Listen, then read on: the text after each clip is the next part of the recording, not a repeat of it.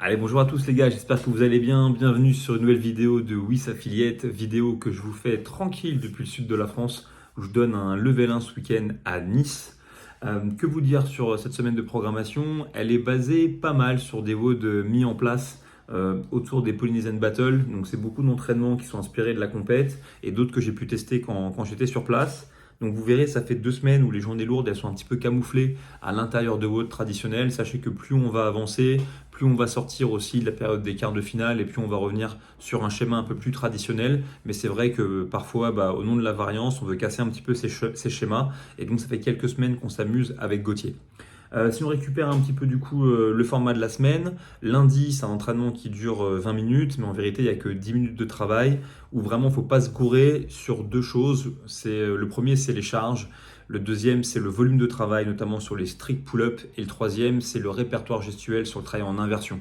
Donc vous aurez l'occasion de travailler là-dessus, mais il y aura 10 tours à effectuer, 1 minute de travail, 1 minute de récup.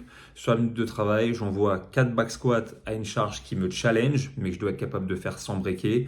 J'enchaîne 8 pull-ups en strict ou un nombre que je suis capable de faire en 2 séries et je conclue avec un max en strict handstand push-up ou une option de mon choix, c'est marqué dans le plan de cours, mais l'idée serait d'être capable de faire environ 5-6 reps. Mettez vos athlètes par deux, que ça reste dynamique, comme ça ils se suivent, ils peuvent s'encourager. Franchement, ça fera vivre l'effort de manière différente. On enchaîne sur la journée numéro 2, toujours un travail avec deux partenaires, cette fois-ci sur un AMRAP de 14 minutes, ce qui veut dire 7 minutes où on sera dans l'intervalle à haute intensité et 7 minutes mélangées où on sera plus calme. Pourquoi? Parce que tout le travail est à partager, le rameur, les push press, les box jump, c'est en mode à toi à moi. Donc là, en fonction du profil de vos athlètes, ils peuvent travailler la séquence en entier. Moi, je vous recommande de faire 50-50 à chaque fois. En ce qui concerne le partenaire qui est en hold, on vous a partagé le farmer carry, mais si jamais c'est trop challengeant, on peut travailler en front, on peut travailler avec un seul objet, on peut poser sur l'épaule, c'est vraiment à vous de voir. Mercredi, on change un peu notre fusil d'épaule et là cette fois-ci on va partir sur un travail qui est beaucoup plus long. Vous avez vu, le cap time est 18 minutes et normalement il est rédigé pour être serré, ce cap time. On met à nouveau du ski erg. Pourquoi? Parce que cette fois-ci vous pouvez complètement faire un démarrage en décalé de quelques minutes et ça pourrait permettre à tout le monde de jouer avec cet ergomètre. Si vous n'avez pas de ski, n'hésitez pas, vous pouvez remplacer par autre chose. Mais dans la version initiale c'était de la nage dont il était question. On enchaîne avec du travail de dumbbell, de burpee over the dumbbell, et ensuite on travaille sur les lunges. L'idée c'est d'augmenter crescendo la complexité sur les lunges, en fermeur, en front et en overhead. Et logiquement, si le travail est bien fait, faites attention parce que le boulot en overhead peut être très très challengeant pour les athlètes. Gardez un œil dessus, et veillez à ce qu'ils aient un bon lockout au niveau des bras, c'est ce qui va leur permettre un petit peu d'être dans la vérité. Mercredi, un sprint. Vous le savez, dans WIS Affiliate, on n'a pas peur de proposer des WOD qui sont très courts. Ça fait partie de la méthodologie CrossFit. Il faut être bon dans ce type d'effort. Donc là, en l'occurrence, c'est un sprint, un mélange de calories à l'éco-bike, du sandbag squat ou du front squat, et à nouveau des calories à l'éco-bike. J'ai dit un sandbag squat parce qu'à la base, c'était prévu avec des sandbags. Mais pour pas trop vous challenger en termes d'équipement, j'ai adapté avec une barre normale. Donc là, l'idée, c'est simple, c'est de tout faire pour que vos athlètes ne se pacent pas. Essayez de les inciter vraiment à aller chercher la haute intensité dès le départ. Oui, ils vont prendre un mur sur les squats. Oui, ils vont prendre un mur sur l'écho, mais c'est un petit peu l'objectif de ne pas trop jouer la stratégie. Choisissez vraiment un volume de travail qui devrait leur permettre de terminer. S'ils ne prennent pas le mur, je dirais entre 3 et 4 minutes, ce serait l'idéal. Et on ira chercher jusqu'à 7 si nécessaire. On avance avant ça sur du coup la journée du vendredi. Sur la journée du vendredi, on reste dans notre thème des Hero Workout avec cette fois-ci un entraînement qui s'appelle Viola. Un AMRAP de 20 minutes avec, je vous le cache pas, un nombre de répétitions en power snatch, en pull-up et en clean qui est là pour vous faire mal à la tête. 11, 17, 13, c'est pas toujours hyper intuitif, mais c'est souvent parce que c'est là pour commémorer des dates. Quoi qu'il en soit, ce qui nous intéresse dans ce WOD, c'est que c'est un super travail de résistance au niveau du grip parce qu'on tire sur le snatch, on tire sur les pull-ups, on tire sur le clean. Vous allez trouver une progression qui vous permettra d'enseigner le snatch et le clean en même temps pour être focalisé sur les points communs entre les deux mouvements. Amusez-vous avec cette progression en tant que coach. C'est là que c'est challengeant pour vous cette semaine, c'est de gérer cette progression correctement. À partir de là, amusez-vous. J'ai marqué 4 tours comme objectif sur ce WOD. Ça aurait pu être 3. ok, mais 4 pour un athlète qui est RX ou quelqu'un à qui vous avez bien adapté le répertoire gestuel et la distance sur la course. J'insiste là-dessus, il y a un test là-dessus dans le plan de cours. Bon, on devrait être capable quand même de viser 4. Sur la journée du samedi, on reste encore dans un WOD team, donc il y aura beaucoup de WOD team cette semaine. Cette fois-ci à 3, avec des toast to bar à partager, des burpees avec franchissement de 2 box, ok, et des shuttle runs. Donc là, l'idée, c'est d'avoir un athlète qui récupère, un athlète qui bosse, et à nouveau un athlète qui est en hold, cette fois-ci avec le sandbag. Comme ça, on récupère ce qu'on n'a pas utilisé sur l'éco-bike et le front squat. Essayez de garder cet entraînement pour ce qu'il est, c'est-à-dire un entraînement avant tout qui doit être ludique, avec beaucoup d'échanges entre les athlètes, sur les toast to bar, viser des petites séries, faire en sorte qu'on ne s'épuise pas trop sur le sandbag hold, et vraiment amusez-vous avec le franchissement de boxe. C'est l'air de rien une bonne manière d'évoquer des choses qui sont proches du muscle-up, la poussée dans les bras, le verrouillage des coudes avant de passer les jambes, etc.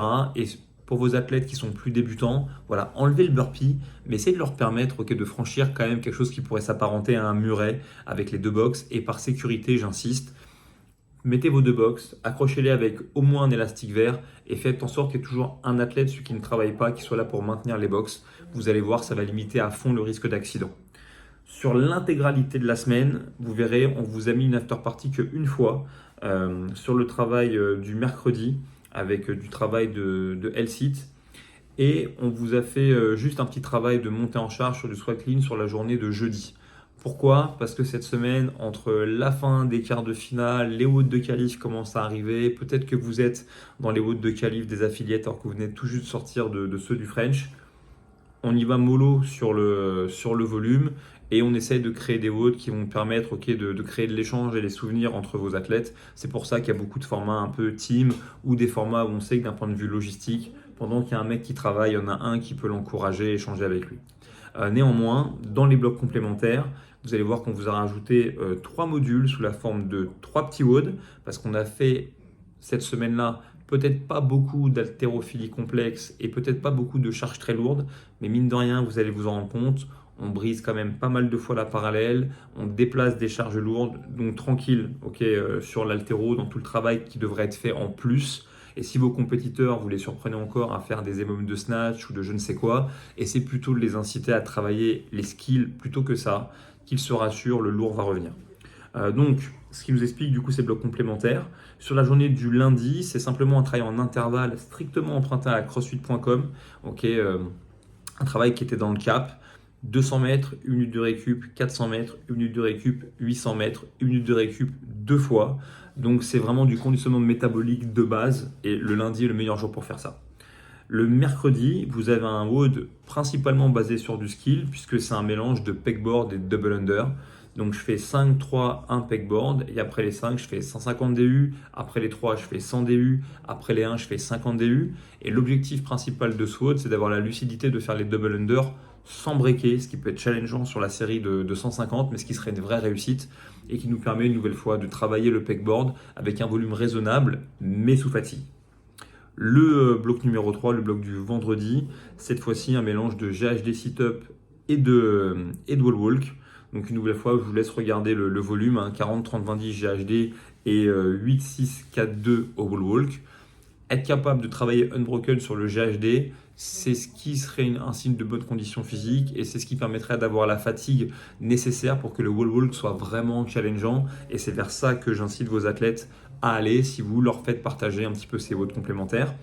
Et puis à nouveau, voilà, on est sur des durées typiques d'épreuves de qualif de compète ou de WOD de compète. À chaque fois, on est sur moins de 10 minutes. Voilà, voilà. Ça, c'était donc pour le récap de la semaine prochaine. J'espère une nouvelle fois que vous vous amusez bien avec les quarts de finale. Je peux que trop vous inciter, si vous êtes honneur ou coach, à les faire, même comme Gauthier et moi, c'est-à-dire strictement pour le fun, pour créer aussi une culture dans votre salle et faire en sorte que l'an prochain, vous avez de plus en plus d'athlètes qui prennent part à cette partie-là de la compétition. Vous l'avez peut-être vu, mais de grandes salles comme CrossFit Oslo et CrossFit Krypton ont eu quasiment une centaine d'athlètes qualifiés au quart. Je pense vraiment que c'est un bon benchmark Ok, lorsque vous avez des athlètes qui ont entre 25 et 35 ans, d'avoir la capacité, lorsqu'ils ont 2-3 ans de CrossFit dans les pattes, de les amener au quart de finale, c'est vraiment pas de la science-fiction et ça peut être le témoin du progrès pour la grande majorité de nos athlètes, c'est-à-dire pas ceux qui vont faire nécessairement des compètes le week-end, mais des gens qui sont peut-être arrivés chez vous, qui étaient déconditionnés et qui au gré des années et des séances commencent à progresser, se dire bah tiens, j'ai acquis la capacité de me qualifier au quart et de les faire, ça peut être un bon truc. Une nouvelle fois, vous n'hésitez pas, Gauthier et moi on est toujours disponible pour vous via WhatsApp à n'importe quel moment. Je vois qu'il y a des échanges sur les standards de compétition, ça me fait rire, continuez à échanger avec nous. Si vous avez besoin de quoi que ce soit, vous savez où nous trouver. Et d'ici là, passez une très très bonne semaine d'entraînement, partagez à fond avec vos athlètes, transmettez-leur des bonnes vibes, améliorez leur mécanique de mouvement. Moi je vous dis à tout bientôt, ciao.